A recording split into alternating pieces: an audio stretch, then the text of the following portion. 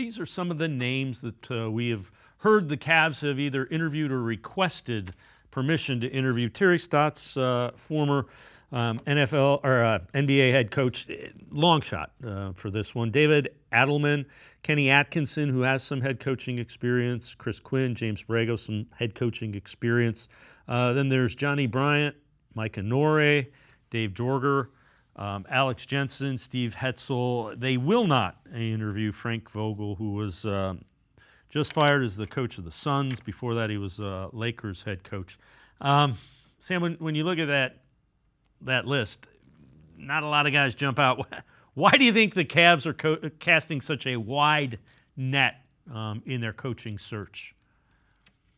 Well, probably for the reasons we mentioned. They want to see who, says the right things about developing Evan Mobley, getting creative offensively, assuming, Donovan Mitchell is back. They want somebody to be able to take them to another level, and look, they've made the natural steps under JB Bickerstaff, even though it wasn't always pretty. They went to the play-in tournament, then they went to the first round, then they went to the second round. And I don't think anybody thought, even if they had Donovan Mitchell and Jared Allen healthy and Karis LeVert, who wasn't healthy for part of the playoffs, I don't think anybody thought that they were going to beat the Boston Celtics, who were 64-18. So, I think that, those are the things that worked in JB Bickerstaff's favor. What didn't work in his favor was the fact that they probably, a lot of people were expecting them to make much easier work of the Orlando Magic in the first round and not have to win that series in 7 games and come back from 18 down in game 7 at home to make that happen against a young, inexperienced playoff team. The Cavs didn't play in that first round like the team that had been there before. So I think that was part of the reason. And that's why they're casting such a wide net, is because they want to make sure that they have the right guy who they feel very comfortable.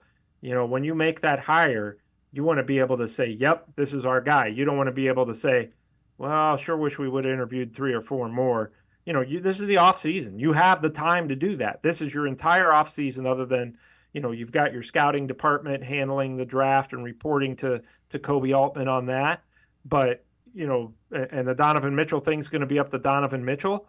So the whole offseason right now for Kobe Altman is pretty much, we got to find the right guy to get us to the next level when it comes to, we made it to the Eastern Conference semifinals this past season. How do we get a guy, who's the guy who's going to take us to the Eastern Conference finals or maybe beyond?